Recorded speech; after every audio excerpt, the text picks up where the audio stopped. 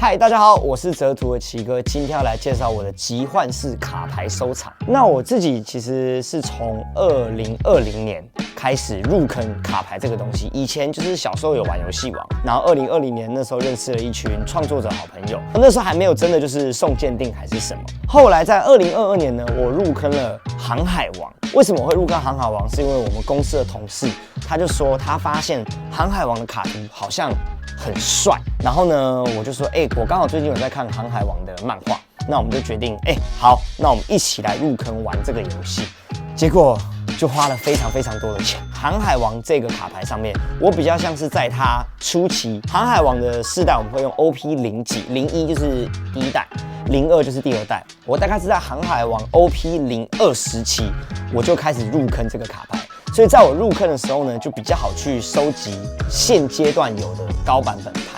22年的年底到2023年年初，我大概收集这些卡片，收集了大概有20张。然后那个时候就有卡牌的朋友推荐人家那种工作室帮忙去送 PSA 的鉴定。其实我觉得 PSA 比较会是日本的卡店，如果你是要贩售你的卡给日本的卡店的话，他们比较 prefer PSA。以私人收藏家的角度来说，大家喜欢 BGS， 因为另外一个有所谓的叫做黑标，它就是10、10、19，所以我平均下来我的分数是9.5。如果你是9.5、10、10、10，它会为了让你的分数比较好看，你上面会是金标10。我们所谓的金标10，就是它不是全部都完美的，它有点是四舍五入而变成10的概念。那如果它全部都是10，我们就会说这个是黑标10。我们这种送鉴定的里面，大家就有说 BGS 的黑标10，它有一点是看心情。就算你这张卡非常的完美，它今天期末值不对，它就是给你一个9.5，你这张就不会是黑标10。那个虽然都是10分，但黑标10跟金10是差非常多的。就例如说一张可能10万的卡，我觉得它可能金标10大概就是7万到8万，如果你是黑标，它就是10万到12万，是差到有这么多。我觉得我先稍微跟大家分享一下，卡牌其实航海王这个卡牌它有蛮多不同的卡。目前以抽的方式来说，最贵的版本之一就是我们所谓的漫画卡。那漫画卡它是一箱里面都不一定会出一张的稀有卡。那在漫画版完了之后，在 OP 我忘记是0几。出了一个叫做悬赏令的牌，然后航海王他们不是有被通缉吗？那通缉的时候就有那种悬赏令，所以他们就把它按照悬赏令的版本出了一张卡，像这个就是尼卡鲁夫的悬赏令。旗舰赛，那旗舰赛就是你只要打比赛，它就会给。那旗舰赛也有分，例如说冠军的奖品，跟你好像只要打到8强就有8强的奖品。那个时候这一张牌，我记得一张也是要到大概2000多块、3000块，所以那时候我记得我刚买的时候，一张1000，我买4张，哇，后来也是赚。但是因为这张牌我就一直没有卖，我就一直拿来打，所以它后来市场价格就是有点像股票，它会随着市场价格浮动。像这一代可能没有什么人在用它，它价钱就掉得蛮凶的。卡牌它在卖的过程中，其实没有一个平台的话，我觉得也没有那么方便，唯一很大的一个缺点是，我觉得没有那么的有保障。所以我觉得等到未来像是 Area 02他们这边有开始做卡牌的贩售的话，我觉得其实我蛮推荐大家透过第三方平台帮忙监控，因为这样就比较不会有所谓的跑单的问题。那包含买的人也是，买的人如果要退也会有验证费，所以大家也是要注意，下单之前可以思考一下。但我觉得有透过一个第三方平台买牌是真的比较有保障。航海王在隔下一代之后就出了事件卡的漫画卡，我自己也觉得蛮帅。像近期有一个名场面，就是我们的红发香克斯，他神臂一招让悬赏那个31倍里的基德一刀让他下课，就是这个名场面。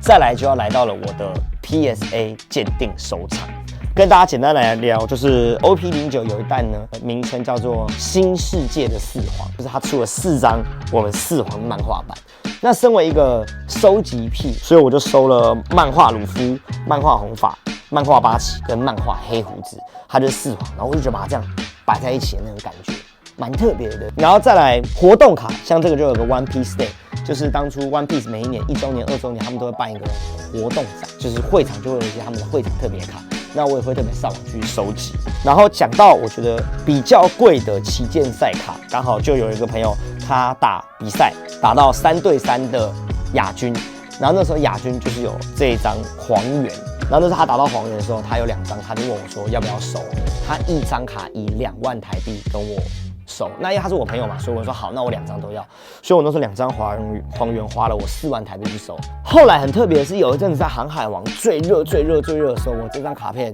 PSA 10分，我是以新台币20万，我记得那时候是20万还是18万的价格去把它卖掉，我翻了整整9倍。然后我那时候觉得说，我好不好2张都卖，2张都卖就30几万。但我又觉得说没关系，我再放一阵子，它一定会再涨，所以我就把它放着。所以我这边还有1张，就是我们那个时候的还原红发香克斯鉴定版，我当初也是收到，然后最贵的时候我记得它也是6万多台币，5万6万。但它现在大概就是落到1万多台币了。当然球员卡我也有收集，球员卡我就比较是，例如说我有去逛 PSA 的店，那我可能会在收集航海王的过程中，我有看到1、2张我喜欢的球员卡，我就会特别去收。排球少年大家应该也都蛮熟悉的，我排球少年就有收集了一些简单不是很贵的那种卡。龙珠也是我那个年代的回忆，必收嘛。像我会觉得，像竞牛球非常幸福。像你们现在想要购入宝可梦相关的卡牌周边产品以及如果未来有机会购入他们的鉴定卡的话，其实像 ERA 02就平台就已经有了。所以我觉得真的可以透过第三方平台来购入，我真的觉得有差，在买卖上面多了一个保险，而且你也比较不会买到假的。好，那以上就是今天我折出7哥自己的集换式卡牌收藏。如果对于卡牌收藏相关的有兴趣的，也可以到我们 ERA 02的平台去购入。那如果想看卡牌的，也可以来我们的蛇图日常生活频道看。那记得喜欢卡牌或是想要购入卡牌的，记得去 ERA 02官网，然后也记得订阅 ERA 02的频道以及他们的 IG，好不好？那我们下次见，拜拜。